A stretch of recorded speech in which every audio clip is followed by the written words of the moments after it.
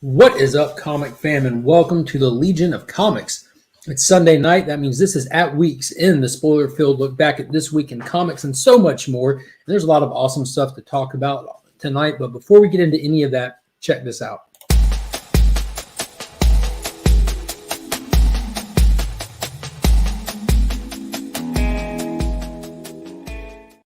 So I'm joined, as always, by my brother from the north. We got Chris, the comic vet, and my brother from that other country known as Texas.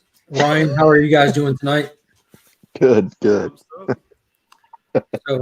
we were talking backstage just for a minute, and I've got a piece of pizza to finish, and you brought up a topic that I'm not too privy on. So, Chris, if you want to go ahead and mention that, and because Ryan, you clearly have heard something about it, y'all take off on that. I'm interested. Right. So most of us, and everyone that's in the chat, we're all aware of what happened to Siegel and Schuster and the whole Superman thing where they gave up the rights to the character to DC or the company eventually turns into DC. And then years later, both of these men are on very hard times near the end of their lives. And Neil Adams stepped up and tried to get them something of a pension because the first Superman film was coming out. And long story short, they got a little bit of a handout to kind of help them through the tail end of their lives, blah, blah, blah. Now their families are trying to continue to reap some rewards of, the arguably the most famous superhero of all time. But what's happening right now is the Ditko estate, led by Steve Ditko's brother, is leading a charge, or has actually been taken to court by Marvel/Disney over the rights of two very prominent characters. First being Spiderman, the second being Doctor Strange. I hope Marvel loses both of them. And what's happening is the Ditko estate feels that they need proper compensation for both Spider-Man and Doctor Strange because Ditko is technically half the creators of both the characters. I get the writer comes up with the idea, but he facilitated the whole drawing of it. And in fact, in case that people don't realize, Spider-Man, the suit that we're used to, the look of Peter Parker as Spider-Man, is wholly Steve Ditko. It is not the AF-15 cover artist Jack Kirby. Kirby's rendition of Spider-Man looks something like a very plain Captain America with those stylized boots and like a half mask, very much like Captain America but without the stars and stripes. It was Steve Ditko that changed him into a full mask, gave him the eyelids, the whole 9 yards. And with that being said, it's now looking like Disney is walking away from both Peter Parker and Doctor Strange. As we all know, Mark's hot pick on Two Cool Guys last week was the death of Doctor Strange. Well, Marvel didn't wait. They killed Stephen Strange right there.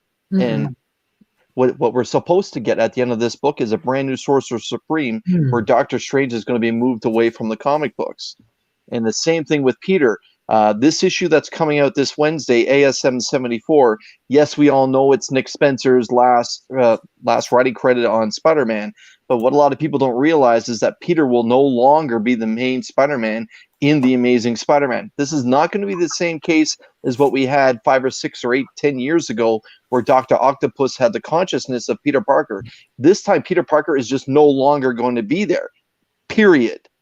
With that being said, that way Marvel/Disney does not have to pay any creative rights on these characters to Ditko's estate. And as someone that's a Peter Parker fan, yeah, go ahead. How long has this been in the works with Ditko's estate and Marvel? Because these books are definitely timed out right by each other. Right. So that's pretty crazy. And we know historically from Marvel, when they don't have full creative control of something, or I don't even want to say creative control, full financial control of a property, they tank it. We saw them do it with X-Men. We saw them do it with Fantastic Four. They just tank the properties. Right. That's pretty interesting. Yeah. So the way that Steve Ditko always said it when he was still alive, is that we, like him and Stan Lee or Kirby and Lee or whoever the creative team was, they would create these characters, but they were all under the understanding they belonged to the publisher. And the thing is, Steve Ditko, his entire life, just basically tried to shy away from that whole thing. All he wanted was proper recognition, the fact that he was the co-creator. And Stan Lee, to his dying day, kind of publicly shamed him that way. And either way, I don't want to get into that whole part of it. Who created Spider-Man? That's not necessary. What's happening is in the last 48 to 72 hours, if you check out the New York Times or the Hollywood Reporter, what's happened is Disney is now taking the Ditko estate to court. This is not the other way around. Disney is taking them to court because they don't want to pay them anymore. So if that's the case, the writing's on the wall, or essentially the writing's in the books right now. So they're basically just shelving the characters until this is handled and hashed out into court, and to see how it goes from there. Because it's pretty crazy to think that an entity the size of Disney is going to be that petty. When you just switch over and see that every single super title, anything that bears a respectable S on it, credits Siegel and Schuster in the very first page. Everything, every movie property, every book. Right. And DC does that proudly at this point in time. You know what I mean? Like, that's just, I don't know. They did the right thing for that in that aspect. But with that said, DC is now kind of shifting away from the traditional look. If they don't have the traditional looking Superman that Siegel and Schuster came up with in the 30s, i.e. a different S on his chest, no cape, gray, white hair, they technically don't have to pay Siegel and Schuster because that's not the imagery that they agree to in their contract. Yeah, you see it in like all the other books as well, though. Mm-hmm. I don't know. Brian, so maybe what do you got? I mean, I really don't know much more than that about it. So all I can give you at this point is my opinion. But that's worth more than facts. Let's hear it. I mean, in my opinion, like, yeah, DC or Disney and Marvel should just pay up. I mean, they're huge multi-billion-dollar corporations. There's absolutely no reason they should be concerned with how much money they have to pay to use those characters, especially considering how much money, not as much Doctor Strange, but especially Spider-Man. Like, that's one of the most recognizable characters on the planet. It makes money, so there's no reason not to pay money for it, you know? It's true. When it comes at the end of the day, I wonder if they're not like shelving the characters for now because of something within the legal bound. You know, like a lot of times they're not allowed to talk about ongoing cases or work in any territory that might involve that. And so I wonder if it's not just like while the case is ongoing, it's in their best interest just to kind of like put that stuff in the back burner. And just not to be messing with it while there's litigation happening. Yeah. Right. And you saw that doctor, like the whole moving over to another Sorcerer Supreme, like Dave, Mark Spector Comics has actually been talking about that for a long time. Like, I guess I don't know if he knew about the legal stuff, but he's been like just bringing it up here and there for a long time now that he thinks, I think it was Brother Voodoo, like is who he said that he's been seeing a couple things. It looks like they're moving to potentially make him the new Sorcerer Supreme, or just pointing out that it looks like they're hinting at there being a new Sorcerer Supreme. And you have the whole Strange Academy that Austin down there, he reads that to like source from if you really needed to. Legally, the estate does not have much of a chance, but Disney will eventually pay them something, or they'll just bankrupt them through court. Well, and that like Digger Jim has just made the comment, and that's another thing that's been published. Without Peter, they really right now have no fear because the hot property right now in Marvel Comics is Miles Morales, and they can take away Peter and jack Miles up big time and essentially have him try to become the face of the franchise, and that'd be it. Like I know everyone here is going to be on the same horse, pay the creators, pay the estate, do the right thing. Yeah, we're in a different era now. But the thing is, on the flip side of that, why back bother? in the day, these things weren't like they are now. They were just funny books back in the day. You know what I mean? They were just on newsstands for children. That's not what they are now. They're multi-billion-dollar brands with merchandise, with movies, with cartoon shows. For you to say, like, we want you to just write this book for this amount of money and then it to become part of a brand that lasts for decades and grows, it's asinine to think that they are not entitled to that. Like, I can understand if we're back in the 60s and 70s, But beyond that, once superheroes are on TV and stuff, it's a different ball game now, and that's not being addressed properly. And you're seeing stuff like tons of people leaving the big two. Swamp Thing is supposed to be Jeff Lemire's last work for hire with DC. We just saw Tynan dip out for creator-owned stuff. And it's not necessarily. I mean, Scott Snyder, a lot of big names. Getting to do your own work is one big part of it, I'm sure. But the fact that you get to own it is definitely another thing. I mean, you have so many other options now. But unfortunately, and for somebody like me, unfortunately, you hate to see like this great talent leave, because like I find my first love is definitely with the superheroes versus like the indie titles, even though I do enjoy them. But there's also like this new wave of creators that are going to come in to fill those voids, and some will be great and some will be bad, but it'll just be the same repeating cycle. They're going to come up with the same problems that the ones that have gained enough recognition to ask for more have. Yeah, and how Disney or Disney/Marvel and DC can spin this and try to make themselves look great in the general public's eye is, okay, they're going to move away from Peter, they're going to move away from Stephen Strange, and they're going to give us a new what's the word I'm looking for here? A new person of color to represent these characters and make themselves seem, oh, now we're being more, open-minded. Diverse. Peter's not here anymore, right? Now we have Miles. Doctor Strange is not here. Now we have Brother Voodoo. Clark Kent's not here, but now we have Jonathan. Well, we have Jonathan, who's potentially a bisexual or a gay character, or we're going to go with a different dimension Superman, the Black Superman. His name is escaping me. Right. And we're going to move away from these white characters. We're going to give you this, but the truth of the matter is, they're not paying the estates of the people that created the characters that these new characters are built on the shoulders of. So are you making the point that potentially, like, they're not just using like the recent uptick in diversity in comics for the sake of being diverse, that they're using it as a tactic to move away from the original creations that they're tied to? Is this where we fist bump because we got it figured out? No, I'm just asking if that's the point you're making. That's right. When it comes to Peter, hold on. When it comes to Peter and Clark Kent, yeah, that's kind of what's happening. Yet they present well. Look at these great characters that we're giving you now, but we're going to move away. We're getting rid of these old characters. We're shelving them, and now we don't have to pay the estates. And real quick, for the sake of making Becker sleep well at night, and for those that might just be listening, Jerry Robinson was a huge part in getting the Superman creator rights back to Siegel and Schuster. Neil Adams, like he said, he was new to DC. He walked in and pretty much said, "Where's Siegel and Schuster?" when he got there, and so it was he got with Jerry Robinson, and they did the most. It was almost like I don't know, like history shows Neil was kind of like the one moving the lips and making the public appearances, but I'm sure, like he says, Jerry Robinson's actual clout is what helped carry Neil along the battle. So without Jerry Robinson, it wouldn't have happened. So he wants me to say this? No, I just said it for you. Okay. Yeah, he just wanted to make sure that it gets actually pointed out that Jerry Robinson was crucial in making that happen.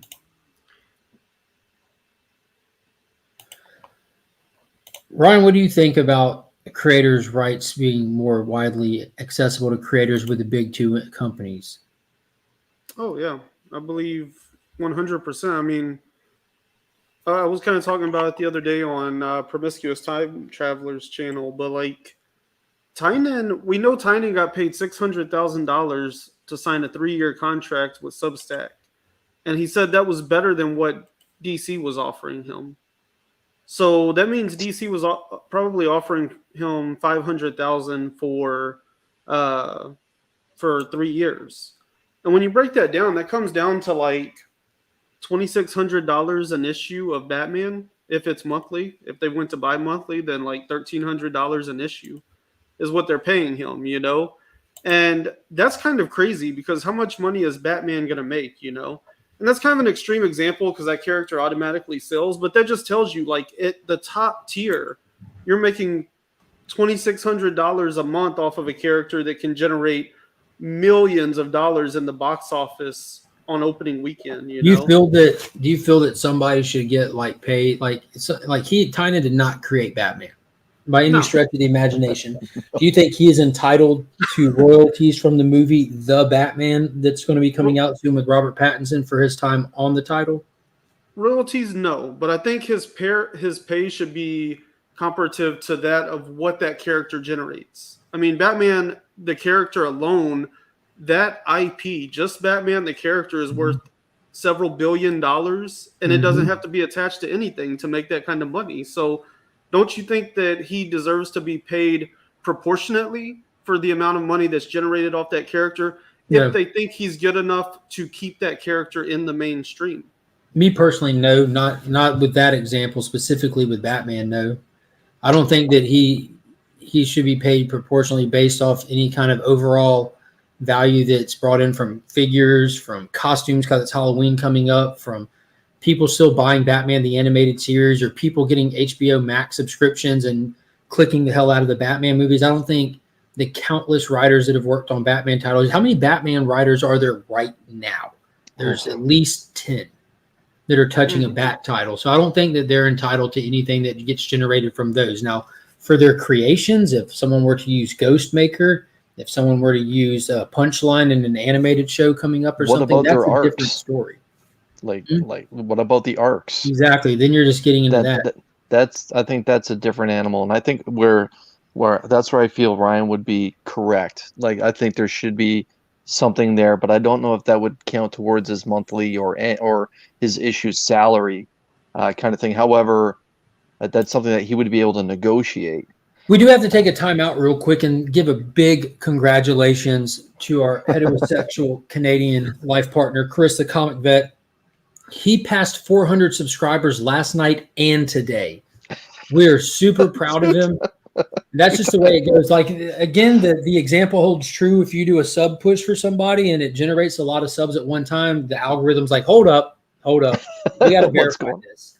Yeah. So it went right back up today. So he passed 400 subscribers. And if you missed his live giveaway, it was very spur of the moment last night, but he did give away a fantastic book, a nice Jennifer song. Yeah. And you know what the cool thing about this was? It was Digger Jim, who I saw earlier in the chat, that won it. Here. And then he turned around and messaged me today on Instagram and said, Chris, until you get back up to 400, you hold that comic book. Don't send it to me. And obviously, that's not my style. You want it fair and square. It's all yours. But then he kind of led this charge much earlier this morning on IG, trying to get that number back up to 400. And a lot of other people were kind enough to hop on that and did it. And I'm greatly appreciative. And it's like yourself. I know, Mark, like Ryan and I have been quietly watching you hit 700 and then 700 and then 700 and then 800 and then 800 and then 900 and then 900 and then 1,000 3 times. So hard. Dude, I was swimming upstream from 775 to 790. Just that little gap right there. That was the worst time out of my time on YouTube. It was crazy. But I've been stuck around like 480. I feel like for a month or two, but whatever. That's but anyways, just since we're on it, I'm going to be doing a 500 giveaway video. I decided not to do a giveaway for 400, and maybe that's why it took forever. I just wanted to build subscribers. That's a good point. How many subscribers is 400 in Canada? It's like that's about 525, 530. But yeah, I'll be putting together a video where I'm going to be giving away like a lot of stuff when I hit 500, and I'll be doing that in the next couple days, and then hopefully it gets done sooner than later.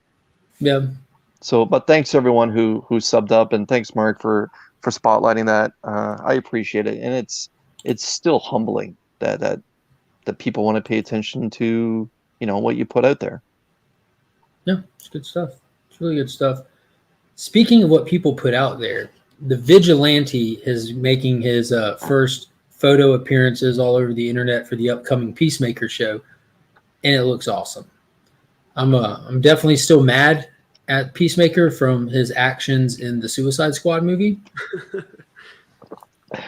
I was one of the people that I felt deeply offended on a personal level when he killed Rick Flag. But I'm super hyped for his show. Me and my wife were talking about. She's still pissed about it too. She was a big Rick Flag fan as well. She loves the first Suicide Squad movie. As do I. I really enjoy watching it, even with all its faults. But I think that they intentionally had to, because he was straight lovable, right? Like he was straight lovable from the start. Like he was such a great character. So they had to do something to make you hate him so that they can redeem him in his show, is what I'm guessing. They got to take him down a peg or two. But I'm very excited for it. Just want to throw that out there. Yeah. Yeah. So this is where the show gets, what is it? Said I'm pretty excited for that one. That was a character I was excited for going into the movie. I mean, John Cena is like the most perfect casting for that role, and I think he delivered in the movie. So I'm definitely excited to see what they do with him in the show, because, like you said, like they made him lovable like immediately off the bat, and then they turned him, and that gives them the opportunity to, you know, go back to all of that. Why was he such a lovable character, and make us love him again? Yeah, it's gonna be wild. I'm kind of really curious what they're gonna do with the Vigilante too, because that was one of the earlier heroes, not necessarily heroes. That was one of the earlier characters that had a really, really unfortunate kind of a story. You know, his story is very short-lived. He ends up committing suicide at the end of his run. He just wasn't around very long. So I'm wondering how far they're going to take him in this series and what route they're going to go with him. But for people that weren't following my channel early on, like, or just following it now, be sure to hit those notification bells, because I think it was like at my maybe my 200 or my 300 subscriber giveaway. It was early on that I grabbed that first cameo appearance as well as the first full appearance of Vigilante and used it as a giveaway, because they made that announcement for it a long time ago. And I mean, I come across those issues here locally in the wild all the time, and I just scoop them up. Let's see if I can get this drug in here real quick. So another thing got announced. I think it was today or yesterday. I think I noticed them yesterday when the first one started popping up, and I shared it to Ryan immediately, because one of the figures is in fact Peacemaker. But McFarlane's next line is the Suicide Squad movie figures, and yeah, they're really cool. And he did one of those exclude, because it's a Build-A-Figure for King Shark. Y'all will be okay. It's a Build-A-Figure for King Shark, and there's an exclusive, like one of those big clamshell boxes that they did for the other Build-A-Figure. I think it was like the Last Night line or something. But it was very awesome. It was very awesome. I was excited to see that. I've been on the fence about making some bad decisions and getting them. But I normally don't pick up new figures, but as soon as I bought those Snyder Cut figures, I just been itching ever since. Todd's got you. Todd's got a hold of that wallet, and he's not letting go. Yeah, the presentation with the box and everything was great. Yeah. It definitely has that 70s and 80s feel where, you know, you got to have the big play set for your figures to be displayed into. And as soon as Mark shared it with, I was like, oh, I see that over Mark's left shoulder in the very near future. What's that? Oh, yeah, maybe. The box, and it looks like there was a variant figure in one of those figures too. But yeah. So Paul said it's his understanding, since image creators left Marvel Comics, creators now get paid when their characters make appearances in comics. Not sure about TVs and movies. Yeah, I'm not sure either. Yeah. I'm sure it's on a individual basis. No. I'm trying to think what else happened today. Yeah, I sent that immediately over to a chat that me and Flo are in. I know he'd appreciate it. Another big DC fan.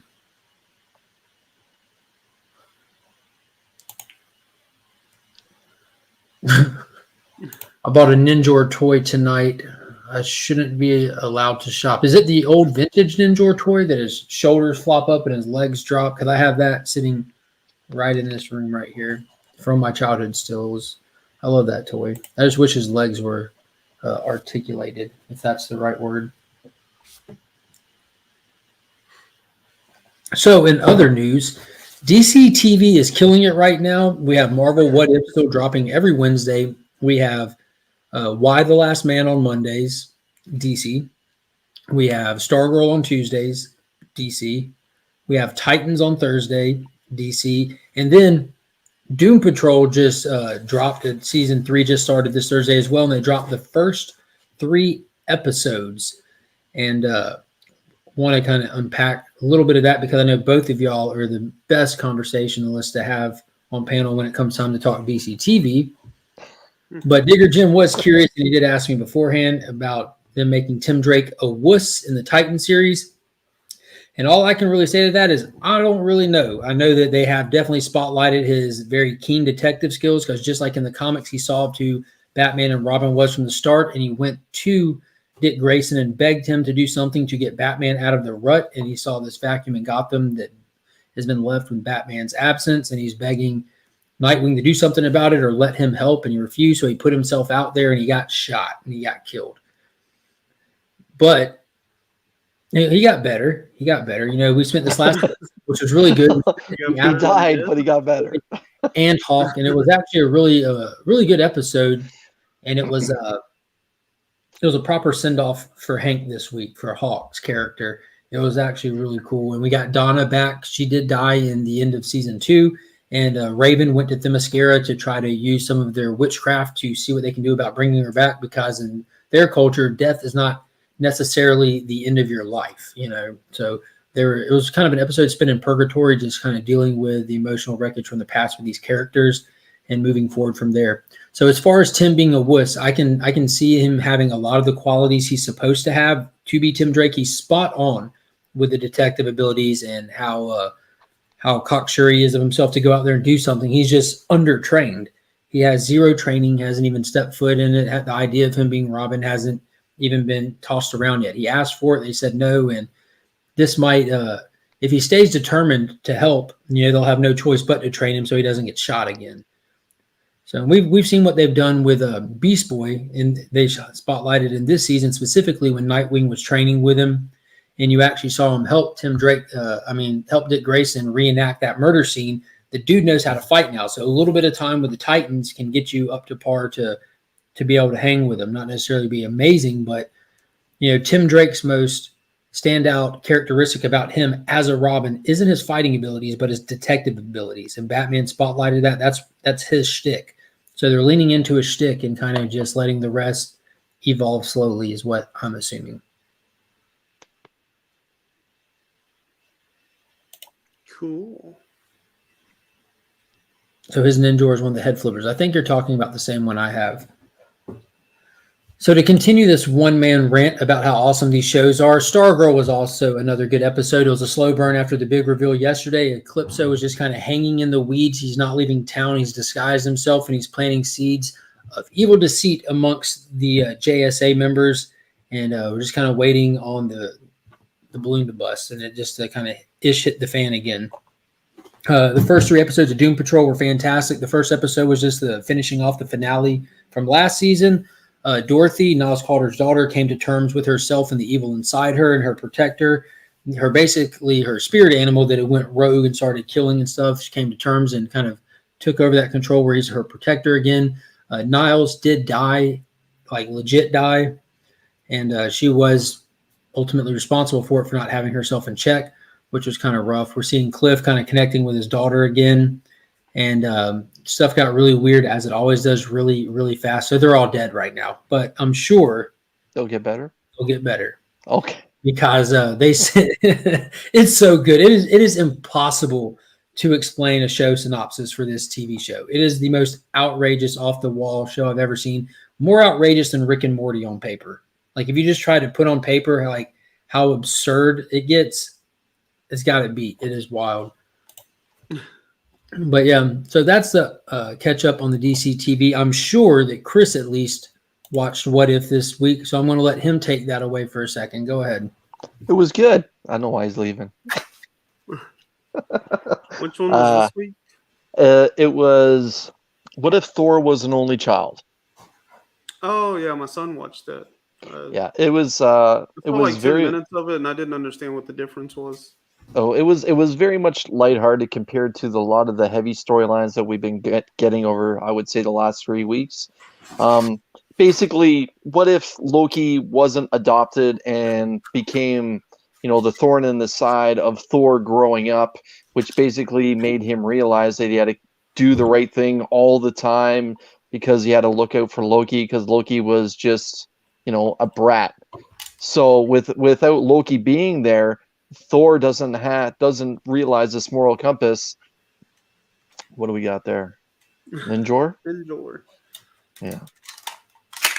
Next time you're talking DC stuff, I'm just going to be holding up Marvel. You should.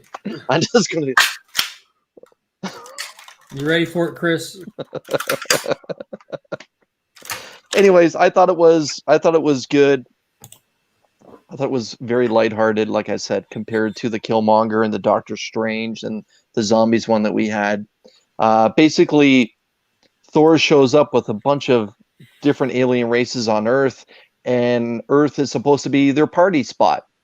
And what's happening as they start to party, the Earth is actually slowly being destroyed by all these parties that Thor is basically. Do you hear what you're saying? Honestly, do you hear what you're saying right now? Yes. And dude, I hated this episode. Did you? I thought it was good. Quick rundown of the episode. Hold on, no. You're not gonna piss all over my parade here. Go ahead. I'll because this episode was good because we got to see what type of power that Captain Marvel actually possesses, and a lot of people don't realize how Omega level Captain Marvel. Carol Danvers really is. Maria Hill was about to launch nukes on Thor because Thor wouldn't stop partying and destroying the planet. Heard what you said. Just repeat that sentence. I didn't. No. You're hearing everything I'm saying. And with that said, Captain Marvel actually takes them basically bitch slaps them all over the place, but actually has to hold back because she knows if she really unleashes on Thor, she herself could end up destroying the planet. That was cool to see. Because Captain Marvel is one of those characters that I'm interested in, but I'm not educated that well in because her storyline actually is being evolved into her becoming somewhat of the Sorcerer Supreme, i.e. Doctor Strange. So to get to see the whole idea of Captain Marvel being summoned in as the last chance because no one else can handle Thor, I thought it was good. And the fact that Loki in the end wasn't his brother, but still had those Loki traits where he just kind of turned his back on Thor when Thor needed him the most, I thought it was good. She turned me into a newt. Not better. You can do better. Monty Python, The Search for the Holy Grail. I love that movie. Okay, so I thought the episode was absolutely ridiculous. I get what you're saying. You enjoyed the fight scene. Yeah, it wasn't a bad fight. More than a fight. It was goofy to me. The whole episode it felt like it was like a poor attempt at a Disney princess episode for little boys. In a nutshell, if Loki was not raised by Odin, every single character in the MCU automatically turns into a selfish POS that all they want to do is rave on different planets with each other. Wrong. What other characters? You just said every single character in the MCU. Who wasn't there? You're talking villains. Who wasn't there? Did you see Spiderman there? Not since his Ditko fiasco. Is he not in the? I didn't see Iron Man. I'm pretty sure I saw some DC properties hiding in the background. Even the entire planet was covered in a party. Right. Did it in without a question? It was the weirdest thing I'd ever seen. But in sincerity, it was just goofy. It was for me. It was annoying. It was a 180 take on what we had the week before with Killmonger. It was the worst one yet. The fight scene was cool, but this is the third one now when they remind us that Captain Marvel is the one we need to save us. Hit the beeper. It showed how important Loki is to Thor's upbringing. Even though Loki is the biggest thorn in Thor, or the biggest thorn in Thor's side. And the importance of how much Thor actually is a mama's boy. Yeah, there you go. You know, there's a word on Asgard for people like you, Mark. Party pooper. There, I said it. Straight from the Thank episode. you very much. Straight from the episode. He's literally Enough quoting said. It was like, I just feel like Disney has just gone out of their way to just take Thor and just make him the biggest joke they can figure out. From Ragnarok to now, they've done nothing but just make him a bigger and bigger and bigger joke. And that's just not unfortunate. true at all. Not true at all. It's not? Not true at all. You're telling me Thor we had in Endgame was a joke? Yeah, until like the final, like, what, 20 minutes worth of screen time with him? Come on. He was literally You got to see him go through multiple stages of depression and the toll it took on his physical body of dealing with depression. Yeah, I actually had a problem with him trying to shoehorn that in there for his character. Oh, here we go. Because, like, again, it's out of character for Thor. He wouldn't even be able to pick up the hammer if that was the case. It wasn't the fact he wasn't worthy anymore. It was guilt that he felt because he failed. He went for the head. Yeah, like he that. Went for the heart and not the head. Make him, and he carried that guilt. We're still going to have this conversation till the day. This is never going to go away. It's never going to go away. This is never going to go away. See, there you go. Don't make me call your mom. Another thing that happened in the episode, they literally snitched him out to his mom. Like, this is crazy. How would this Thor be able to carry a hammer? This Thor from this episode that selfishly travels around planet to planet, killing them inadvertently so that he can lie to his parents and go throw parties. Like, it's I think Captain Marvel should have wielded the hammer. I think that would have been the best part of the episode if she would have wielded the hammer. If she grabbed it and just spun it back and threw it at him. But it was made like an intentional comedy cartoon for younger kids, like completely. I can't argue that way. I can't argue that way. It served its purpose. But there's also like this like superhero squad TV show where they're like drawn with like cartoon like and they fly around and they do stuff and Finn watches it sometimes. Like, you could have done this on an episode of that, not burned an episode of What If that your primary audience isn't little 10-year-olds. It's a smooth mixture across the board. You have like your core fan base like excited about this, talking about it online and this and that. You don't have 10-year-olds tweeting about this. I mean, they're probably talking about it at school. Ryan's pointed out that his kids watch it over and over and are loving it. I bet this will be their favorite episode. Unless Ryan's raising a bunch of hard asses. I don't think my son got to finish it because we had something going on. So I don't know, but I know he liked at least like the half that he watched. So yeah, he enjoyed it. He thought it was cool. Thank you, Scott. Like the MCU Thor is the farthest from true character of the, like, you know what I'm saying? Like at this point, Marvel will never have to pay the creators of Thor any royalties without even changing his costume. Ever. Kirby's estate is making money off Thor. But yeah, I get what you're saying. I get what you're saying. The Doctor Strange episode, the Zombies episode, this is stuff that was made. Thanks, Jim. But that's way too dark for children. You enjoyed them, but when you have something that's lighthearted and we get to see a different character and get to see what her potential is, because it's presented in a lighthearted form with a touch of comedy, you don't like it. Did you say because it's not necessarily made for your age. Did you say a touch of comedy? It has a touch of comedy in it. The whole episode was a running joke, and it was intended to be. It was just a weird move.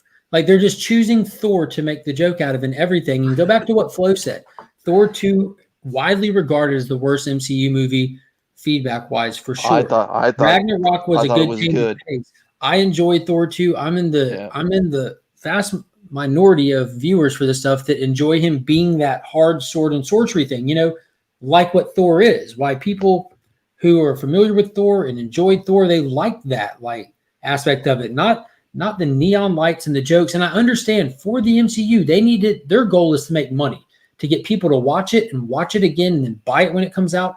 So they just cookie cuttered it. That was the definitive moment when MCU sold itself out to itself with Thor Ragnarok, when they say, we're just going to make everything in this perfect formula that we have, that we know people in a wide audience will love to death, and it is enjoyable. It's not a bad movie. It's just off base. So I just get lost in that a little bit, and that's I think you're overshadowing key aspects that what happened in Ragnarok. He lost his eye. He got his ass kicked left, right, and center. Asgard perished and fell. That's not cookie cutter stuff, man. Surtur won. About the plot on paper. About the neon lights, the level of jokes, lost everything in that episode. Everything about the Dark World of the Galaxy. The one thing about the Dark World that makes the Dark World great is Mjolnir was used properly. What did you say? Thor 1 was the best balance of the two. Like I liked Ragnarok obviously more than Mark did, but I mean it's like a little over the top at times, you know, but all in all I still thought it was a great movie and a good move away from the Dark World. All comic book films are over the top compared to what you're used to. The best version of Thor that we had in the MCU. He was a really good balance. He was a fish out of water. He had his comedic moments, but he also delivered like some great serious stuff in there too. And it's Branagh who directed that, did a good job with it. Like the comedic moments were from him being a fish out of water. Like this, like people's reaction to him being himself, not him being an earthling or not him being just a jokester. And it was just a whole different dynamic. Like you can easily play it like he's played, like he's true to himself. And when you take him out of Asgard and you put him up against any other place, there's comedy in the differences alone. Right, but what's the timeline now? How long ago was that in the character's life? Like, if we're going to look at it that way, he's progressed. Years. Right. Like, come on. He's going to change. No one stays the same for 10 years. Yeah, but he also didn't stay on Earth to sit there and gain their comedic timing or their jokes either. He literally left Earth. In and out of Earth all the time now. Actually not. If you go back and look at Thor Dark World, he was gone the entire time of that time gap, trying to bring peace to the realms and everything. And then he dips out again. Like he's the pop-in guy. He came back when he came back looking for Odin and Ragnarok and stuff. I did enjoy like the story on paper for Ragnarok was cool. I do wish they wouldn't have burned World War Hulk though. Maybe Citron needs more. They would have gave his Beta Ray Bill more than just a statue, but it is. I would just like to think that there's still hope for having a full-on World War Hulk in the future. That would have been awesome. Thor 2, Iron Man 3, the Netflix shows are all remembered as the bad ones, but I think that's because every article about Marvel at the time was, this is the bad one. Yeah. But Thor 2 to me, I thought was spotlighted well because I thought Mjolnir was used properly with Thor being bounced from world to world and him summoning Mjolnir, and all of a sudden it's stopping in the middle of space and going back another direction. And we see that happen 4 or 5 times. I thought that was beautifully done. I know Kenneth Branagh was the director for that one too, I believe.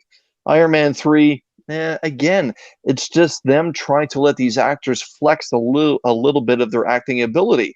And how Marvel seems to do that is basically with the characters dealing with depression or some sort of PTSD. Again, Thor Ragnarok and Endgame had Thor really messed up because he thought he failed.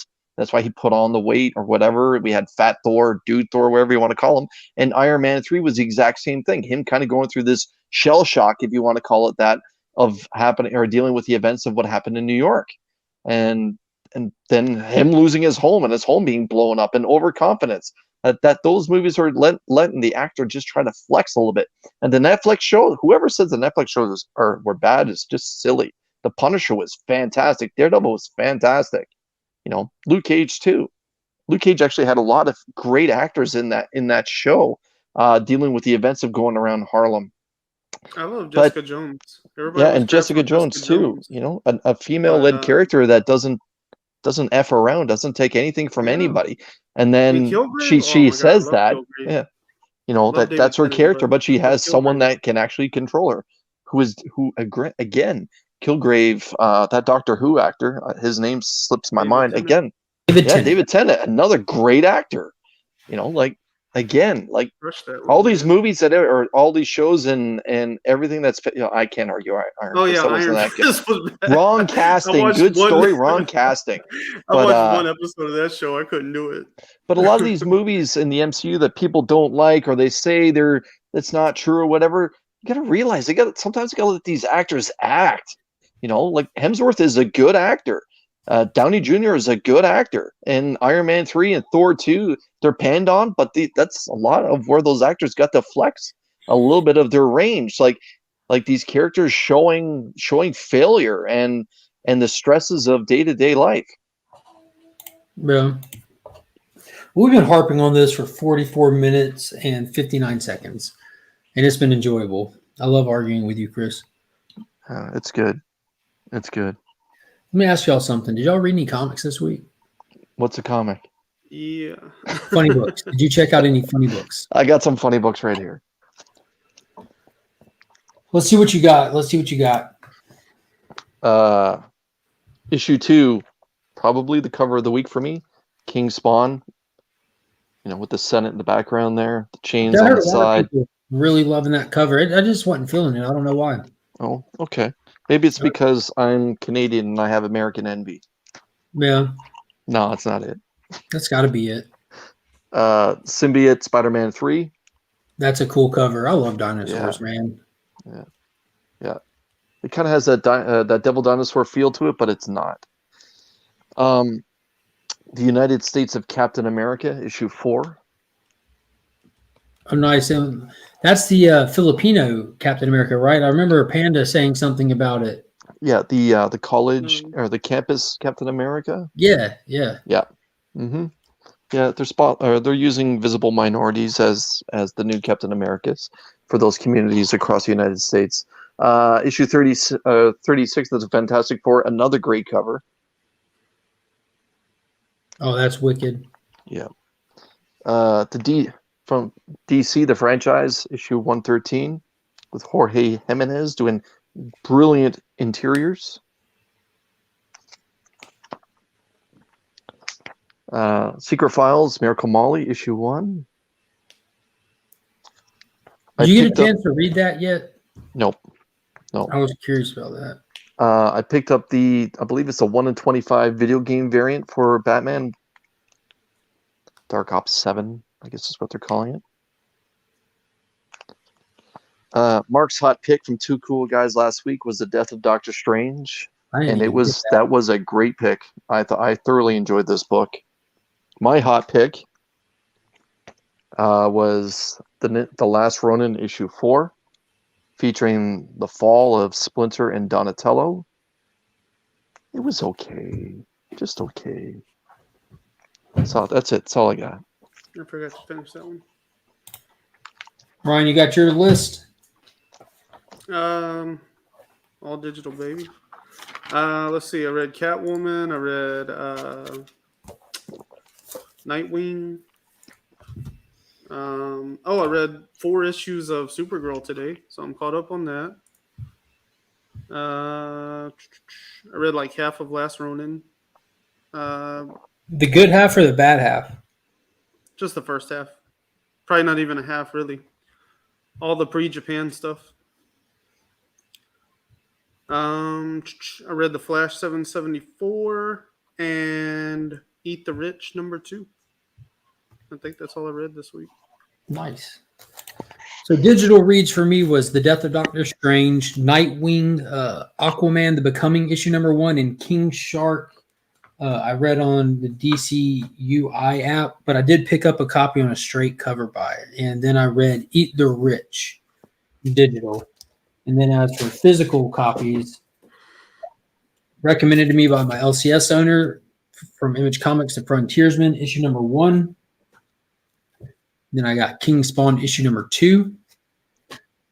Supergirl, The Woman of Tomorrow, issue #4 of 6. And the second to last Ronin. And Batman the Detective, issue #5 of 6. Batman 113. Flash 774. Shazam #3. And finally, for my cover pick of the week, it is definitely that Suicide Squad King Shark #1, that B cover by Fred Reese. That is just such a dope cover. Mm-hmm. Like, it's really a good cover. Mm-hmm. I don't know. Like, I just read it on the app, and like I knew this cover was coming out. But then when you see it in hand, it's got that nice gloss to it. You're like, oh, man. Aggressively relaxing. Yes, it's an homage to that. Yeah. What is that? The Dark Ops 7 Batman. It is an Gear homage Solid. to Metal Gear Solid. Yeah. Never heard of Dark Ops Batman. What is that? So DC is doing variant covers. The 1 in 25s right now. They're Gotcha. homaging Nintendo video games. Oh, really? The one prior to this got a lot of heat on the secondary market, and so I have no idea what this one's doing. I just liked it because I enjoyed Metal Gear Solid as a kid, and I thought it was pretty damn cool. I just assumed you got it because Ghostmaker was on the cover. See how he treats me, everyone. I come on his show. What? That was a valid question, I thought. And it's like, oh, I thought you because you like Ghostmaker. Nowhere have I ever said on this show or any other show that I like Ghostmaker. That's never happened. In fact, I panned Tynan for his representation of Ghostmaker. But here's Mark, just throwing innuendo out there. La la la la la. Chris, you got that because you like Ghostmaker. No, well, first of all, I like 1 in 25 ratios. No, I'm not done. No offense. If I would have seen it, I would have bought it because it had Ghostmaker on the cover and mailed it to you. You don't hear him say, "Hey, Chris, you got the Death of Doctor Strange because you like skulls." Dude, that's I'm wearing a skull with an American flag on it, but he doesn't call me out on that. That was that was in the running for cover of the week for sure. That Death of Doctor Strange, and that's another one that looks so much better in person as well. I like the way Doctor Strange died last week. Last week? Yeah. Wasn't it last week or the week before? This past Tom Wednesday. Taylor killed him? How many times has Doctor Strange died? Oh, yeah, in Dark Ages. Yeah, there you go. Dark Ages. I was like, it was something about metal. Yeah, pretty much died the same way he got stabbed. We get you, man. We get you. No, I'm not done. Well, what do y'all want to talk about first? We don't have it's 10 o'clock on the dot. Tonight's going to be ran a little bit differently. At 11 o'clock sharp, Panda Awesome 316 is going to be going live to do his normal Sunday mail call and hangout, but he's going to have a special guest tonight. He won like a 13 million follower IG contest for this Twaddles page or whatever. So he's got like this epic unboxing of Ninja Turtle stuff, and he actually has the IG people that ran the page. They're going to be on there with him, but because the time frame difference is, he normally does that at 6 o'clock. He's doing it at 11. So we're going to do a hard close on this show a minute or two before 11 and link him up. And you know what I'm saying? I'm going to go check that out. Yeah. Tyler. But anyways, so that being said, do y'all have any specific books that you actually want to spend some time talking on? We'll burn through those first, and then whatever we don't have time for, I'll just speed review or whatever. I think we should talk about The Last Ronin. Okay. Go ahead. It was meh. Next. I say we speed review this because there's not much to it. You know what I mean? They take an assault on Baxter Stockman's place. They win. They turn on Fugitoid just like we talked about would happen. Yeah. And they're off to go find Shredder's stupid grandkid. Flashback sequence that we were all waiting for. Like Mikey goes to Japan just to find out that Splinter, out of character, ran angrily headlong into a battle that he knew he couldn't win, getting himself and Donatello shot with a bunch of arrows. They died. Nothing spectacular to it. Yeah. The spectacular thing is they wrote Splinter like Raphael instead of like Splinter, and I wasn't convinced that would have no voice of reason, no wisdom being displayed, no respect for the art of war, nothing. He was just a loose interpretation of the character, in my opinion. And I'm not even that well versed in the Ninja Turtles, and I know that the character that I read there, although Donatello I thought was spot on. I thought Splinter was a jerk. Like he knew better. He should have known better. They tried to hide all those defects with cool action sequences because they had Splinter just cutting heads off left and right in the midst of it. He just had no quit. Yeah, there was no leadership possessed there. There was nothing. That again, it was just a loose interpretation of the character, even though the two creators of the character are the one at the helm. Are there supposed to be dirty copies, Joe? Well, I'd seen somebody said that a bunch of them came out all wavy, but I don't know anything about that. Yeah, this one's super, super clean. And But I don't really care much for this specific version of it, but those John Jang variants are coming from Big Time Collectibles, and I'm very excited for those. But I hate that if there's a lot of people out there that got damaged books or anything. But yeah, especially at that price point too. Those Yeah. books should be like at least a 9.8 every single time. But yeah, the artwork I thought was very, very good. I like the conversation between Casey and Michelangelo, and her being overconfident and him slowly turning into the wise turtle, or I guess the wise Ronin would be the proper term. But I thought that part was very well done. They didn't touch a lot on Michelangelo dealing with the death and still seeing the shadows or the ghosts of his brothers, even though that was in there slightly. That part wasn't played upon as much as before. They just seemed to be more interested in Splinter acting like Michonne from The Walking Dead. Yeah. It seemed like they kind of leaned into it being more of a natural thing, like with the brothers talking to them, and it was only for a couple of panels, even at that. Yep. But yeah, it was a meh issue, and I mean it's the second to last issue. But that being said, I don't really want to give it too much of an excuse on that. It's only a 5-issue series, and we've had most of it's been meh. It could have been done in 4. Well, and again, like this is the second issue in a row where we've gotten 2 character deaths, and neither of them are really justifiably that great, and they do know the weight of what they're writing here. So like you would think that they would handle these deaths a little bit better, but sadly they just kind of like seem to be throwing away all these characters so we can get to the end and see what happens with Mikey. And they really rushed this assault. Like they clearly wasted a lot of real estate in the previous issues to kind of tell this story. So when you open the page, you're already like in the middle of the assault. So like, and Panda mentioned it because it's been so long with these gaps in the distribution of the books that he actually stopped immediately when he opened it, put it down and grabbed the last issue to make sure he didn't forget something. But yeah, they kind of pushing it quick.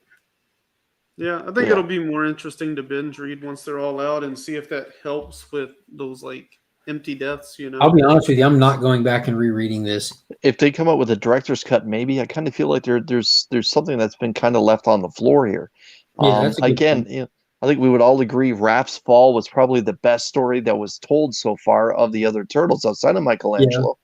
Yeah. And they touched on Michelangelo, like I've said this before and I'll say it again. Michelangelo's PTSD dealing with is not being able to deal with the stages of death properly. They touched on that wonderfully in the first 2 issues, but now it's even like we even moved away from the villain story this summer, where we had a lot of that in that last book where Leo and Casey fell. I thought it was good. It's just good, Whereas the first issue was fantastic.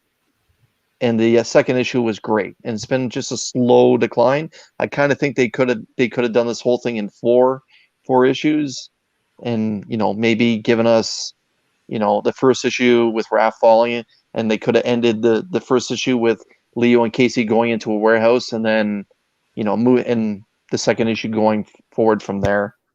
Yeah. I don't know, buddy. I know we brought it in. I don't know where. So is that sarcasm, or is that a legitimate question? Honestly. Oh, okay. Well, over a year ago when I decided to roll the dice and put myself out there to YouTube, I wasn't sure what handle I should use, if I should do something that's comic book related, or the fact that I'm a second generation comic book reader and that my father was into comic books at a much earlier point in his life than what it was when I started reading serious comic books. So I wanted to spotlight the fact that I did serve for my country for a little bit, but I also wanted to play into the fact that I've been reading comic books since I was about 8 years old. So I wanted to just play up the whole idea of being a veteran to the hobby, and I thought the comic vet was kind of suiting with the fact that I have served for a few years in the Canadian Armed Forces, and that I'm a bit of a veteran when it comes to being a part of the comic book community, i.e., collecting and reading. I should, I said that backwards: reading and collecting, because I've been doing this since 1982, maybe. When it comes to reading comic books, they've always been a part of my life. So that's the reason why I came up with that handle. It's just the comic vet. I wanted to play into something Canadian or whatever, but all the ones I thought of, just didn't sound the same. Yeah, the whole Mountie thing, it's Yeah. It seems to think your service to Canada, regardless of country, being a veteran is a big deal. Citizens of the world, thank you. I sincerely mean that, Christopher. Thank you. Little known fact: his full name isn't actually Christopher; it's just Chris. That's the full name on the birth certificate. That's not true.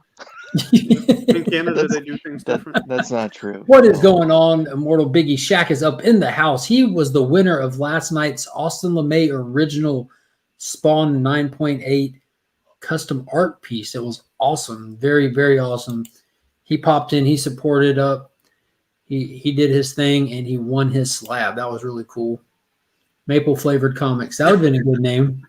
I thought of a couple different Canadian, like spotlighting Canadianism, and when I looked on different forms of social media, how they would be related to comic books, they're actually taken. So that I just kind of fell back on. I literally just fell back on this one, and I just decided to roll with it. And I decided to take that very large step into putting yourself on YouTube. I know we all feel the same way, like we're nervous about it, and except for Mark doesn't get nervous about anything. But when I made that first step into YouTube, it's just a name that I thought that was just kind of okay. So here I am, more than a year later.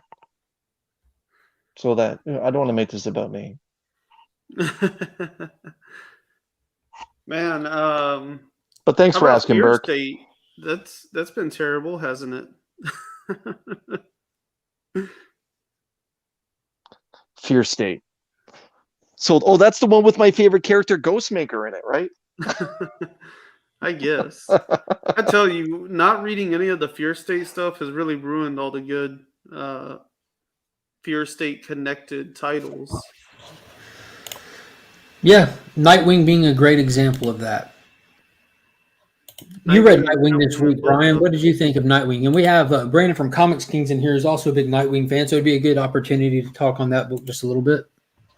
I thought the first, 4 to 6 pages or so, where it was like really more about like wrapping up what was happening.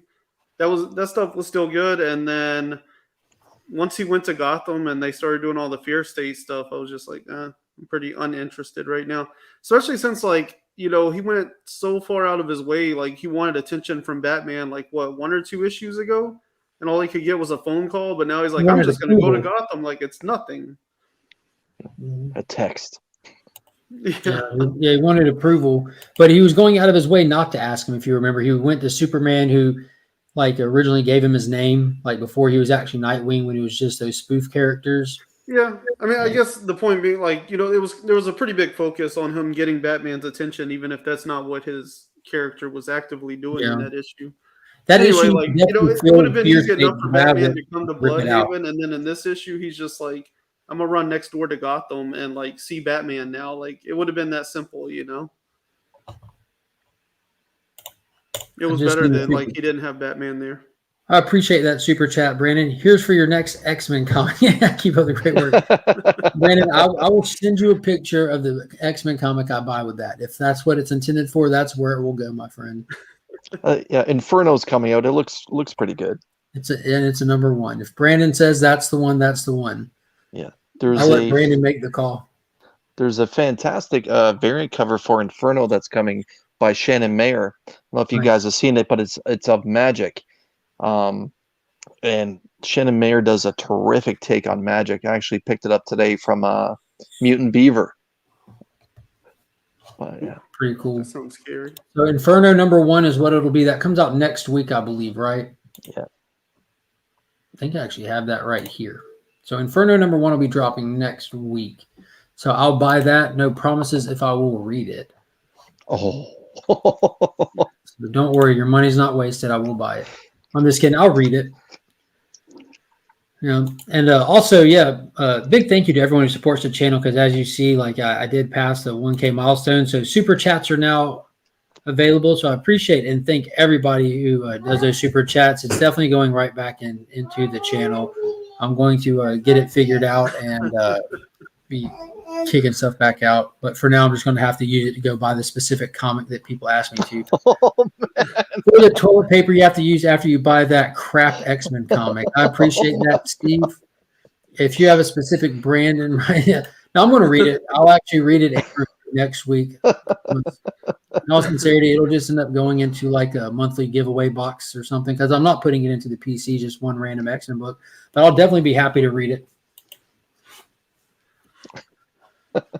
I appreciate that super chat, Steve. Just kudos, Steve. As far as Kudos. Nightwing goes, I don't think it was a bad story, because tie-ins be tie-ins, first off.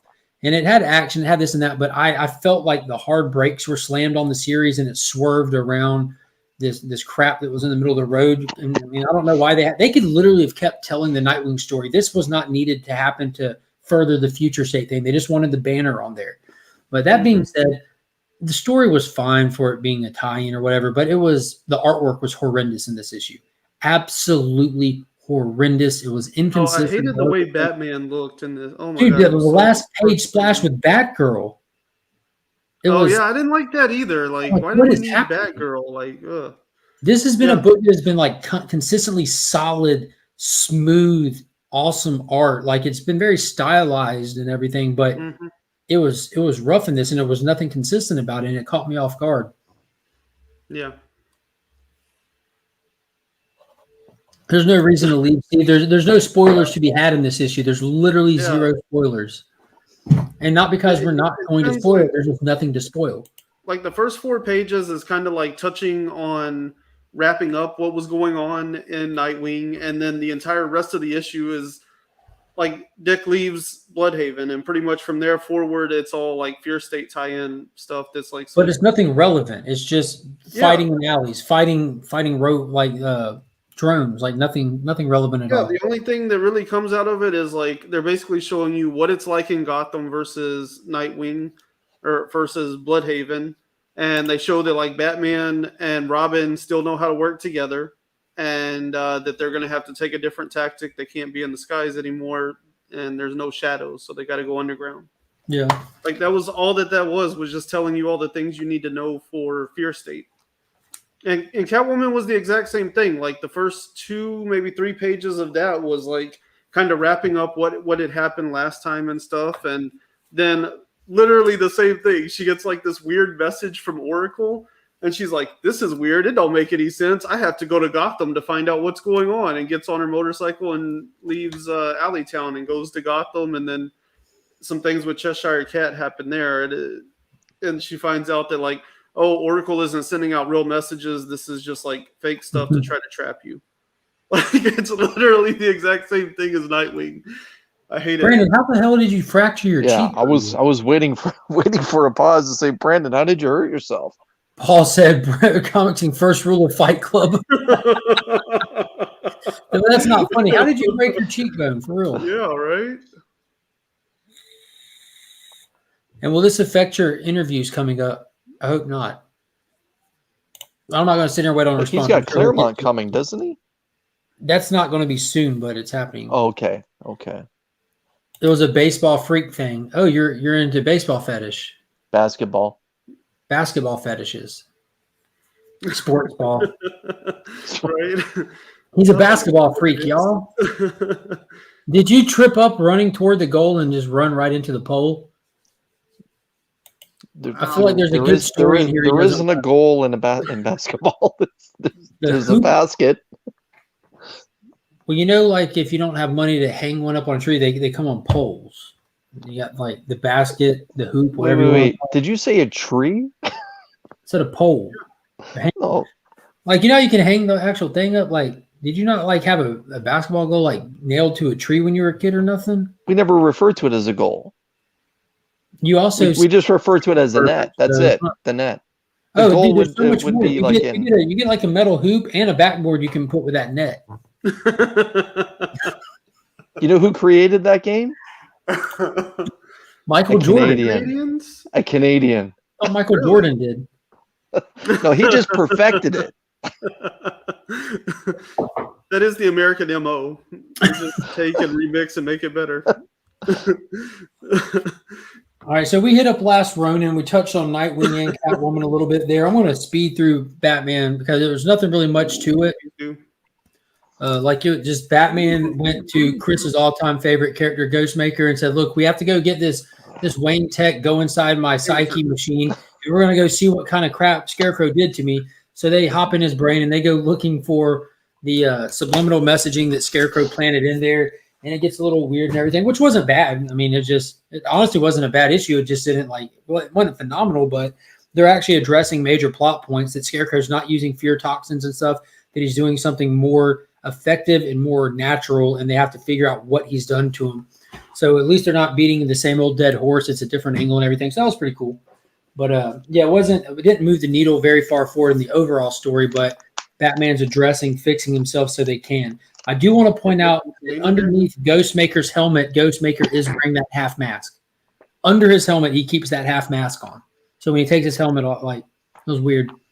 We had that one issue where he just walks around showing his face like he don't care, but we're right back to never showing his face again. So I don't understand that. The Menage a Trois episode.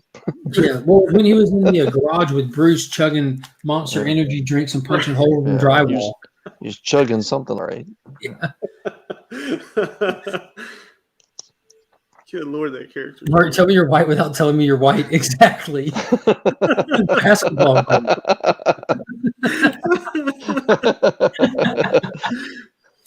But yeah, it definitely wasn't a bad issue. They're moving some stuff around. I'm ready for Fear State to be over. I'm very excited for Williamson to take over the run.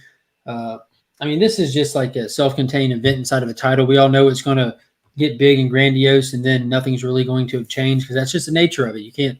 The big stuff happens in the big events, but I hope that they kill off Miracle Molly. I hope that they kill off the Peacemakers or the Peacekeepers. I hope they kill off Simon Saint. I hope Scarecrow gets away and just goes on the lam like villains be doing. And I hope to God that we start fresh with Williamson's run. Because there's just too much going on here for Tynion to tie up, and it shouldn't be left in Williamson's lap to run with it. Yeah, I agree.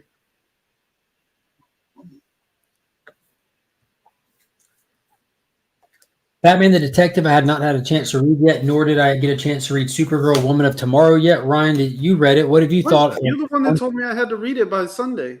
I know, because I knew I wasn't going to be able to. What did you think of 1 through 4 so far? It's been phenomenal. I love Ruthie. I don't know. She's gripping. I love the way she writes. I love her little prose pieces. I love her interactions with aliens. It's all been great. Everything is phenomenal. I like the way that she spotlights different aspects of Supergirl as she moves through each issue, and it's like one of those things where she's always telling you a story, and she'll tell you this isn't the only time it happened, but it was the first time, and this is why the first time's important. Or I saw this many times, but this example is important because of this, and so we just see her continue to go through and really kind of define who Supergirl is and what she's all about, and we got to see her with her powers now, so it's been pretty phenomenal.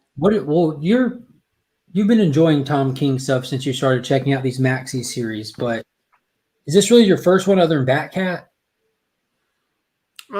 Yeah, I've been reading Batcat, this one, and I went back and read Heroes in Crisis.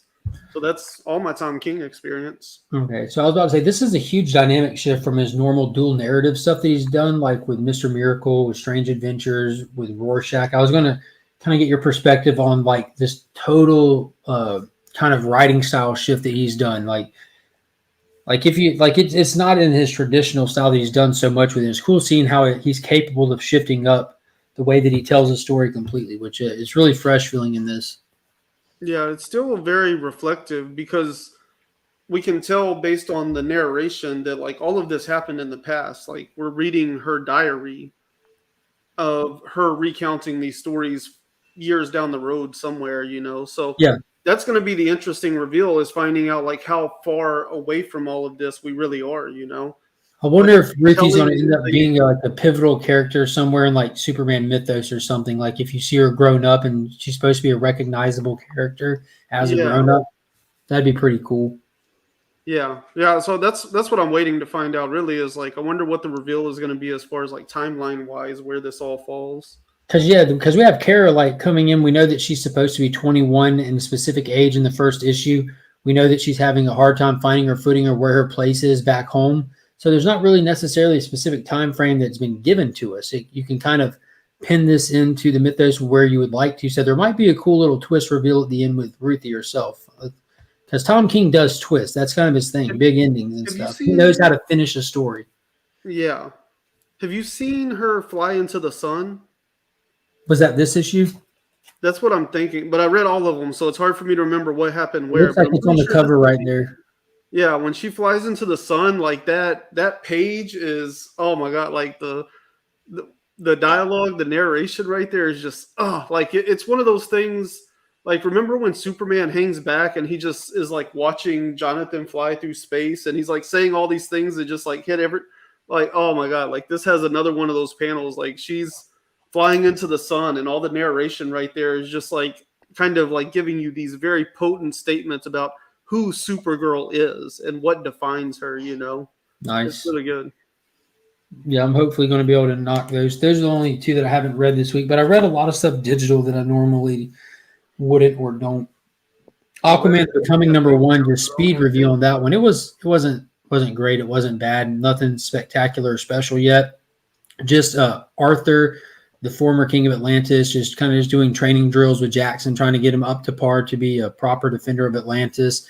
Him going to Amnesty Bay to go see his mom and flirting with the dude that works at the diner, and then coming back home to an attack happening. So that was, the artwork was okay, a little inconsistent. Like you always notice it with faces. When people draw bad faces, you know, like it looks like Clayface is hiding out in a lot of the panels, but you know. He popped up in Catwoman for no apparent reason. What is going on, Nicholas? But yeah, that was that. Those Batman the Detective I haven't had a chance to read yet, I don't think. But that's been solid so far. Chris, what's the next one you got? You want to hit on? Let's talk about Stephen Strange. Let's talk about his death. Death of Doctor Strange. Yeah, Go ahead. I thought it was. I enjoyed the pacing of the book very much. I knew that they were going to talk a little bit about his origin, like kind of get the unfamiliar reader to get a little bit more familiar with Doctor Strange. And I enjoyed the first 5 or 6 pages where we had the ghost of that hound dog come through the door into his bedroom and wake him up and take him out for walkies, because every dog wants to be taken for a walk even when they're passed on. So Doctor Strange takes this ghost dog out for a walk through the streets of New York, and he's having his morning coffee, and while he's out there he's reminiscing about how his hands were something to behold when he was still a surgeon back in the day before he became the Sorcerer Supreme. And he comes upon an event where a couple police officers of New York are dealing with a man who seems to be on fire. But Dr. Strange tells the police officers to stand down because he recognizes what's going on. And what's happening is the man is possessed, and Dr. Strange and then approaches him and casts away the demon. And flash forward a little bit of time later, and we find Dr. Strange is in Strange Academy down in Louisiana. And he's teaching a class, and at that point, the class gets disrupted because, a transdimensional bunch of demons start coming through into the class yard, and they're there to collect the souls of children to take back to their master to feed their master with. By the way, this is where we get to see Magic flex her power and wield the sword that she does, and she's just a one-man wrecking crew. And Doctor Strange ties one of the demons up to basically talk to him and says to him, speak plainly. And that's where the demon just says that we're here to harvest the souls of Earth children. to basically saute his hunger so that they might be spared. And it's at that point where Magic has enough and cocks him with a mean right hook, and Doctor Strange sends them all back to the dimension where they come from, and Magic does her thing where she seals the breach. And afterwards, it's just showing Doctor Strange deal with a bunch of different evil throughout the world and having a chess match with something that looks like an octopus. And of course, dealing with that ghost dog from the first couple of pages. And it's in those final moments of this day where Doctor Strange is relaxing when someone's knocking at the door. And when Doctor Strange opens the door to see who's there, Doctor Strange recognizes the person that's there, but us, the reader, do not see who's there, of course. And Doctor Strange basically just says, "Why are you here on my doorstep? I've had a long day." And the villain cuts him off by saying, "This is your last day." And a big brouhaha happens, of course, on the streets of New York. It's a big blinding light. We don't get to see who is attacking Doctor Strange, but Doctor Strange is being manhandled and bitch slapped all over the place. And eventually he's stuck up against a wall with a bunch of rings of light that hold him in place. And when Doctor Strange basically looks at him and says, "Well, go on, go ahead, but be warned, this will not end the way that you wish," the villain stabs Doctor Strange in the heart, killing him on the spot. Throughout the story, Doctor Strange was giving us his thoughts through everything, recognizing the fact that something is going on that might be, foreshadowing his own death for that day. And when Doctor Strange gets murdered, there's main characters around the world who seem to be on the next level from a normal human being feel the death of Doctor Strange. Wong obviously feels it. Thor, Shaman from Alpha Flight, a few other characters, Magic, of course, Reed Richards, and Brother Voodoo, and they all quickly come to where Doctor Strange has fallen. And it's at that point where Baron Mordor walks in, and Wong believes that because Mordor is an arch nemesis of Doctor Strange, that he did it. And Mordor says, "Well, as much as I want to see Doctor Strange fall, I only want it to be by my own hand. No one else has the right to do it, just me," in true villain style. But it ends shortly thereafter, where a couple of characters are talking about, all of a sudden now, the protection that the entire planet has that Doctor Strange provided has gone missing. They reference it kind of being like an atmosphere around the planet, and now that it's gone, the planet Earth is now vulnerable to many different interdimensional forces. And it's at that point where Doctor Strange walks back into the room. What did you think, Mark? What you said. Thanks. Right. All right. To sum up what I got from it. All right. The guy on fire, the zombies attacking the school, they were all kind of to point out that there's like a disturbance going on in the magic realms and everything. I thought that the book tried really hard to do like the dual story with the narrative going on that wasn't pertinent to the story happening, but at the end they try to tie it all in so that it gives you some context to understanding that Doctor Strange hid a version of himself from the past in a different dimension, so that if and when he dies, he can still come back and save his own death.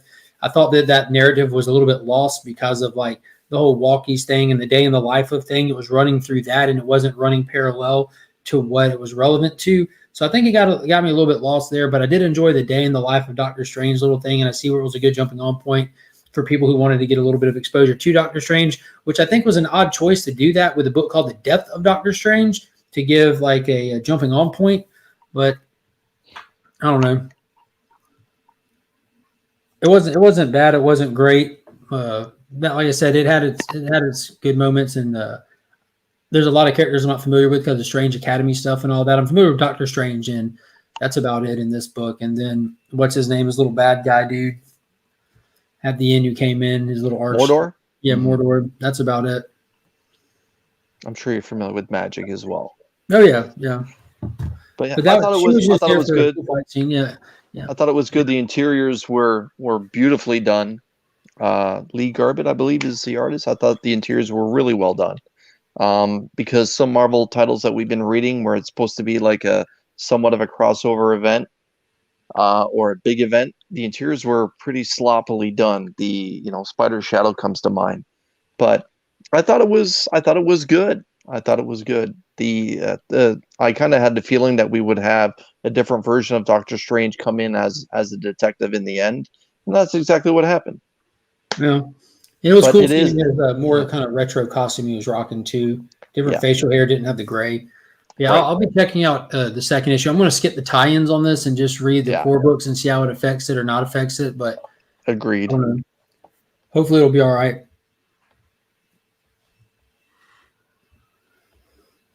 I didn't So, read it. guys, tell me about Eat the Rich, because I haven't read it yet. Eat the Rich is a controversial book that it's been okay. Like nothing about it's really like blown my mind, but I thought the second one was better than the first. I thought they did a good job of really telling us what their message is in this book and what their thesis is. And there was some ham-fisted dialogue in there. There was some weird moments, just like in the first one, but it kind of made the issue with the first one make a little more sense. And all in all, like, it's fine. I'll keep reading it. I think it's an interesting book if it continues to say what it's having to say, and I think it creates pretty good conversation. So.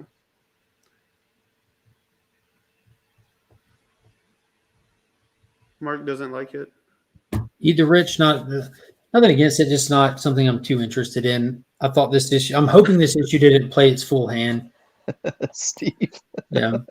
But I just don't think I don't think this is going to be some kind of banger or anything. I think that it played its hand, just kind of down, like revealing the plot of the story, that the rich people are just finding vulnerable people without ends meet to take advantage of for their sick and twisted games. You can either live your life in pain and misery, or you can come and basically be a slave or a mistress for us so that you're not in physical agony, or the ones you love aren't in physical agony and will pay your way. It's literally just a modern form of paid slavery, with the caveat at the end is we get to kill and consume you at the end of your life.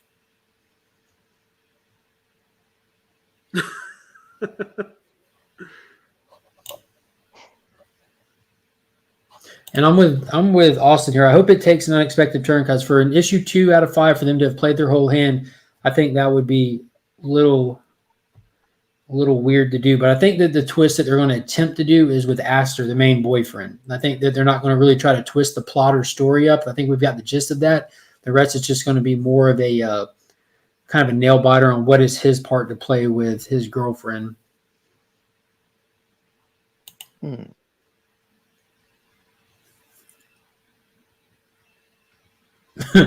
He's in the doghouse, folks. He's in the hallway.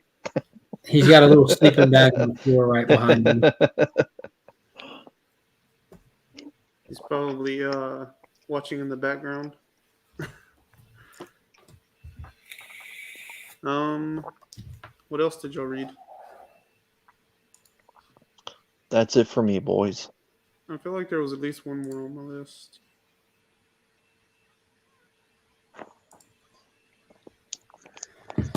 So we're at 10:36. Got a few more minutes if y'all want to hit on anything. Shazam was good. We kind of saw the deviation from like the inevitable future state stuff. Like everything's just in DC's been kind of leading toward future state, and we're actually seeing stuff kind of break away from the old fear state.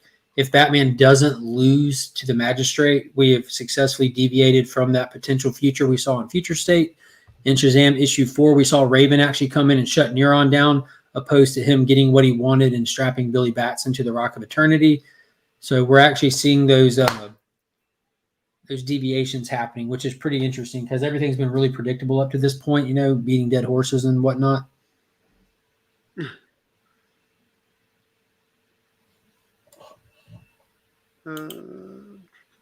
What about Flash? Did you want to talk about Flash? Yeah, did you read it?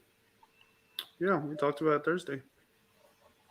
I don't remember Thursday. That was weeks ago, Ryan. True. Flash 774, written by somebody Adams. This was a goofy Jeremy issue. Adams. Yeah, this was a goofy issue, but fun. Go ahead. Yeah, I mean, that kind of says what I have to say about it. I thought it was goofy fun. It didn't really amount to a whole lot, in my opinion. I mean, the father-daughter thing, like, I think was a great play, but I don't know, just it didn't really resonate with me. It didn't feel very organic. It was kind of a weird thing to me. I don't know.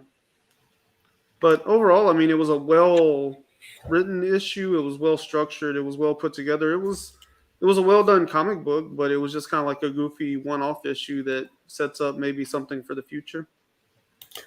I feel like the point of this issue is still kind of settling Wally in the role of the Flash. Like, we saw him like take over. We saw him get his setting, like saw him like kind of settle with his family. We saw him find his like base of operations, more or less, like taking up at Trifitech, seeing that he can come and go into his superhero stuff. It's a place where you can spotlight his actual like I don't know, his strengths outside of having the costume on and everything. And then this issue kind of spotlighted the dynamic with him and his daughter. So I don't think, again, this is one of those things where the story is being told in the background of the action. The action is not relevant to it at all. It's just for the sake of showing that dynamic between him and his kids. And so I think we're still just kind of just settling into the role that we'll get more like compelling Flash level stories coming. And they've been teasing this whole spear flying through space that actually finally landed on Earth in this issue. So I know that there's big things coming. I know Eclipso is supposed to be popping up in the next few issues from now. So there's bigger things coming for this series. So I think they're just trying to keep it a solid jump on point. They also had to deal with Wally's troubled past, which they did when they first started this off, kind of addressing the Heroes in Crisis stuff and his return and everything, and clean slating him, but not retconning him, just giving him a proper forgiveness, you know what I mean, across the board. Dude, there you go. You're not too far behind. Yeah. You'll get there. You'll get there. Frontiersman #1. Did either of y'all read this one from Image Comics? But I've heard about it. Check it out, but so there's a lot of talk about this book going around, and for different reasons. The story was pretty good. It wasn't bad at all.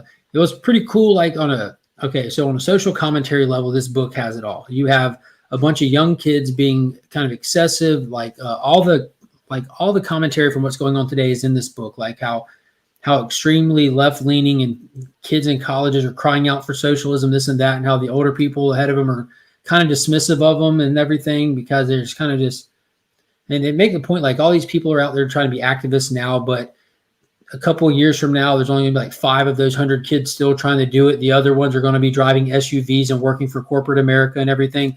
So it's calling out both sides of everything, which I thought was actually pretty cool, because it was well balanced when it came to the social commentary, which actually, for someone like me who I just get annoyed with social commentary on either side too on the nose. They actually handled it pretty cool in that aspect, because you don't normally see that. And this retired superhero who is kind of front running kind of environmental stuff like protecting plants, animals, that kind of stuff. He's called upon by these kids to come and do a sit-in with them to try to save a forest. And that sounds kind of basic on the surface, but it gets into the social commentary aspect of it, makes it more relevant. But it was pretty cool. The flashback sequences of seeing him and his sidekick as a hero is pretty cool, because he has some classic looking villains and stuff, and the way that they're designed and everything is really cool. So it ends with him actually showing up to go do the sit-in with this group. So there's no real big story plot that's being laid out yet. It's just kind of an introductory issue. So I'm definitely interested. I'm definitely going to check out issue 2.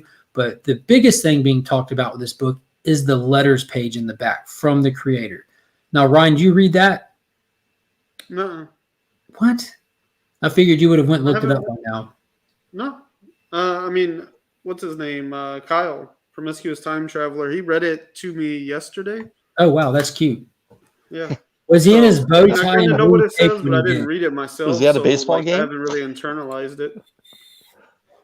So long story short, the creator of this comic, his name is Patrick Kinlan. He wrote a letters page in the back of this saying that the big 2 comics have lost their way, that they're just beating a dead horse and spinning wheels for the most part, that the only thing that they have left them is hollow continuity, and that they're going to do it better. And they're telling you they're going to do it better, and they're going to mark every book at the end of it to let you know they're doing better, and to share it to make sure you're telling people they're doing better.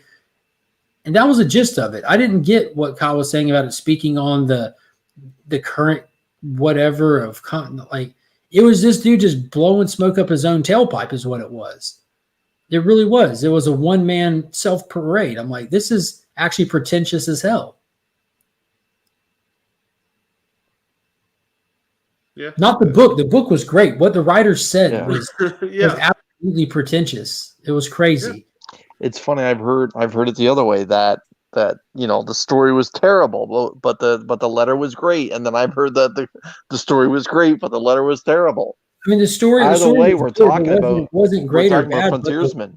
The letter was written well, but it was dude. It was the most egotistical thing I've ever seen written in a comic book in my life. Yeah, he could talk about the big two, but I'm sure if he was offered a franchise title from one of the big two.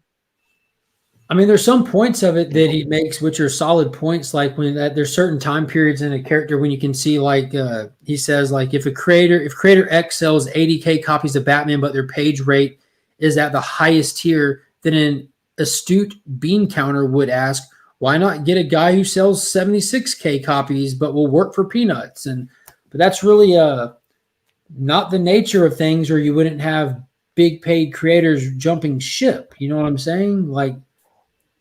But that's it's capitalism, man. That's it. We're talking about capitalism now. We're talking about that's every industry that's like why pay this guy if he has this much experience when you can get someone just a little bit less experience and pay him, considerably less. And speaking on that welcome point, to how the world works, man. I don't need to hear that crap. They just brought in a whole bunch of new talent, which they're not getting paid for never having written a comic before. Like they haven't earned that pay keep yet, but all those new people that came in was a breath of fresh air and amazing stories, like right out the gate. So they're going to find their footing and do their thing or not. You think Image Comics pays all these creators the same thing? Not a chance in hell. No. Not a chance in hell. You Frank think Miller Jeff was an unknown one time? Let's be honest. For the same thing that Patrick Kinlan just got paid? Right. They got Gary Frank to draw it. You think they got paid the same thing that Marco Ferrari got paid? I don't even those are households. You know what I mean? I don't understand what he was trying to say. It was lost on me. I should go back and read that, but the book was super meta to me, and I'm not sure I need that in my books I'm reading. Yeah, that's what I'm saying. I'm normally am not big into that, but it was very balanced, which I thought was interesting in that sense. Not that I'm saying that I enjoy it. They should do more of that in it, but I've kind of learned here recently from these books that kind of do that meta stuff that when you get past the first issue, it kind of fades away. They just want to set the proper theme and the characterization. They did it heavily with Mr. Miracle in that first issue. Hasn't touched it since. They just had to do that quick. You really got to get to know this guy in one issue and get an idea of where he's coming from and where he stands, because we're going to be running full speed from here. At least that's how it was with Mr. Miracle. I don't know how many issues this intends to be. But let's see. I got to read this last little thing real quick out of this letters page to you. We're not trying to be combative. If you love Big Two Comics, we're happy for you, but we are confident in what we're doing here. So we'll keep a tally at the top of the letters page in a style of a worksite accident sign.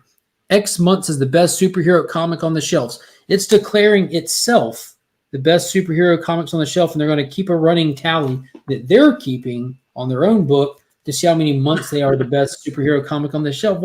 Send this to Bad Idea Comics. That's where this writer belongs. He's got gimmicks. What happened to Bad Idea? They're still going. I still get emails from them, even though I've asked to be taken off their email list about 10 times. They're annoying and excessive. Gimmicks don't work. They have these little buttons, these gold buttons that came out with their books. They put out an email blast showing that one's been faked and now we have caught them red-handed and blah blah blah. They're so full of crap. I lied. It's ongoing. Geez, that sucks. I just hope the letters page isn't ongoing. It's the best in the business. What's that? So I guess it's ongoing as long as it's the best superhero book on shelves. All right. Well, when Frontiersman outsells Venom, let me know. When Frontiersman outsells Action Comics, let me know. It's not gonna happen. What the frig? What the frig? I don't know about quality or not, but it's got gimmicks, and Yeah. that's a bad idea. It's not even going to outdo other very good independent comic books. Tell me that book's going to take on Department of Truth. Something is killing the children. We only find them when they're dead. Like, stop it. Just go. It won't even beat independent comics that are on its own label. We got a couple minutes left here. This was goofy but fun.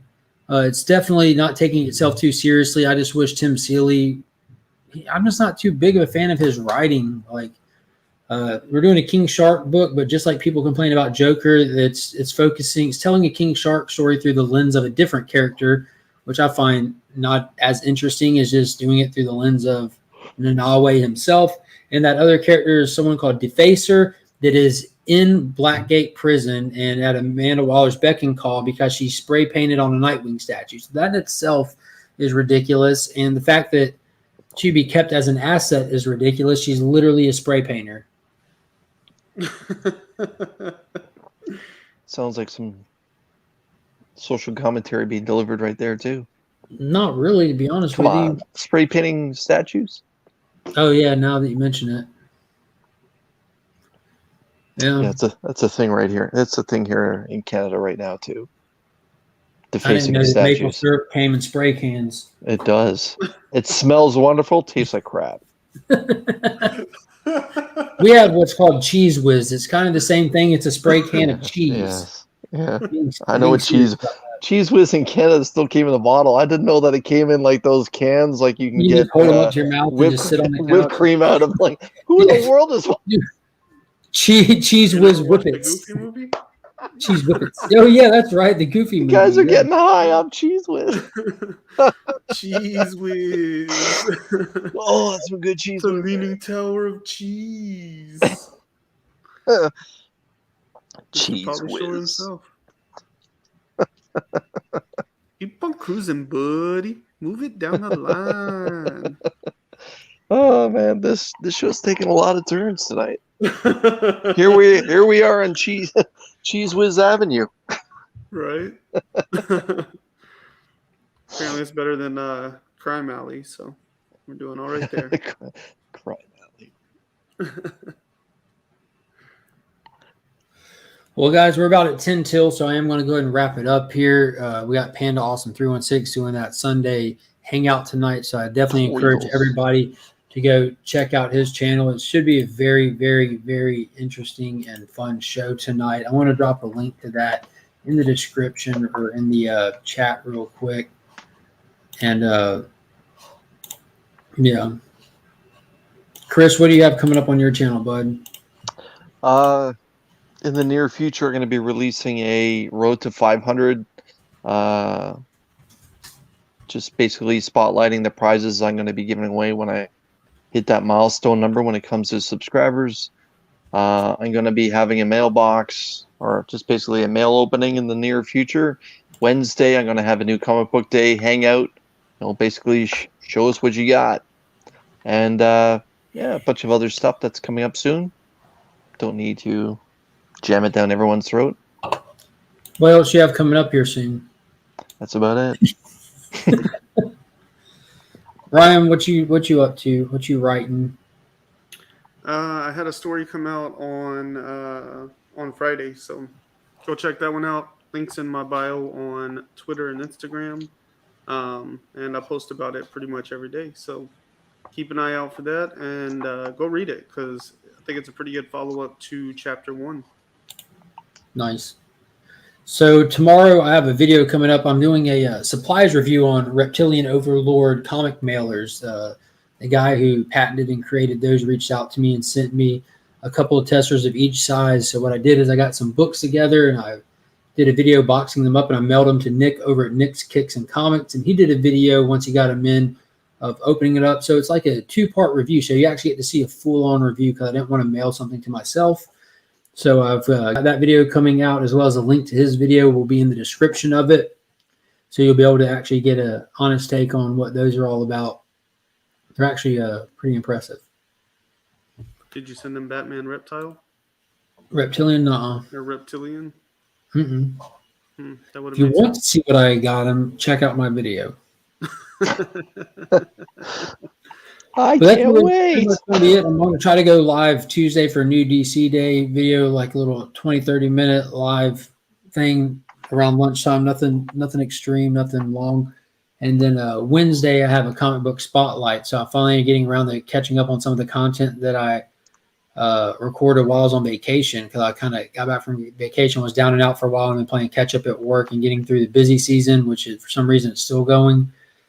But I visited the Coliseum of Comics while I was in the Golden Isles. I drove down to Florida for a day and got some footage and stuff. So I finally did that video, and it's required a little bit. There's a little bit of editing in both the videos for Monday and Wednesday. So I'm trying to dip my toes in that a little bit. And yeah, so be sure to hit that notification bell. I'll have that 1,000 subscriber giveaway announcement coming up in the very near future, waiting on some things to come in the mail and all that good stuff. But that's pretty much it for tonight, guys. As always, I'm Mark, but we are Legion.